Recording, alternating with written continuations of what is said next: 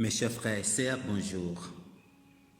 Voilà, nous nous trouvons encore aujourd'hui pour répondre à une question qui n'est pas claire dans la tête de plusieurs personnes, qui est un petit peu flou, surtout dans la tête de nos jeunes. Comme vous le savez, nous avons entré officiellement aujourd'hui dans la Semaine Sainte. Mais il y a plusieurs personnes qui se posent question. Qu'est-ce que la Semaine Sainte? La Semaine Sainte, appelée aussi la Semaine de la Passion, est la période située entre le dimanche de Rameau et le dimanche de Pâques, ou le dimanche de la Résurrection.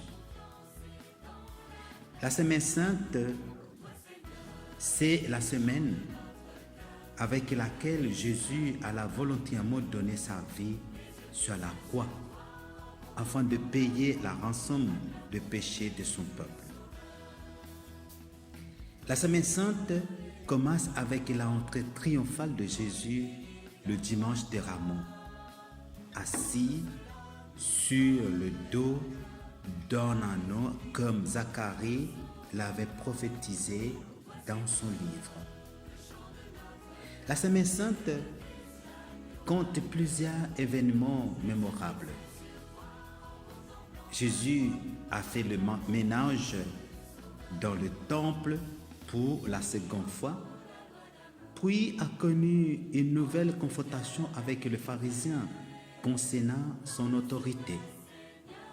Et aussi le jeudi saint, l'institution de l'Eucharistie et du sacrement du sacerdoce.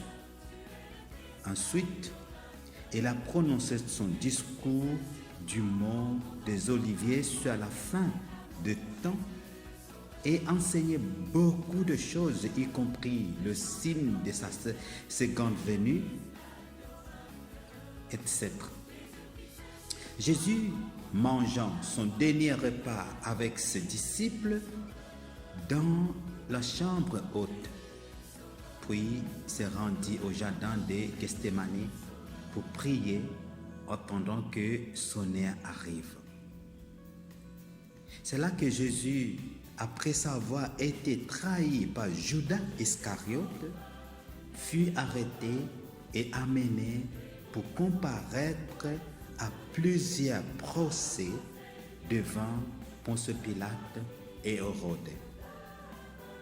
Après le procès, Jésus subit la flagellation aux mains des soldats romains, puis fut forcé de porter sa propre croix à travers les rues de Jérusalem, le chemin de douleur. Jésus fut ensuite crucifié à Golgotha le jour précédent, le sabbat, pour être enseveli et demeurer dans le tombe jusqu'au dimanche, le jour après le sabbat.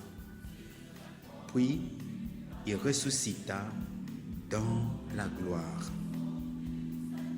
Mes amis, cette semaine sainte est appelée semaine de la Passion parce que c'est dans ce moment-là que Jésus a vraiment révélé sa passion pour nous dans la souffrance qu'il a volontairement enjuré à notre profit. Ce n'est pas pour son profit, à notre profit à nous. Parce qu'il a dit, c'est mieux pour donner sa vie pour ceux qu'on aime. Mais la question que nous devons nous poser, quelle devrait être notre attitude pendant la semaine de la Passion ou la semaine sainte? Nous devons être pris de passion dans notre adoration de Jésus et dans la proclamation de son évangile. Tout comme il a souffert pour nous, nous devons aussi être prêts à souffrir pour le suivre et proclamer le message de sa mort et de sa résurrection. Tout comme il a souffert pour nous, nous devons aussi souffrir pour les autres. Souffrir pour tous ceux qu'on aime, pour souffrir pour notre famille, pour souffrir tous ceux qui nous rejettent, tous ceux qui ne nous aiment pas, souffrir à tous ceux qui nous rejettent dans la vie. Voilà ce message que le Seigneur nous donne de vivre pendant ce temps de la Semaine Sainte. Demandons l'Esprit Saint de nous aider, de nous encourager. Je sais, ce n'est pas facile avec le confinement. On n'a pas sorti chez nous. Parfois dans la famille, il y a malentendu.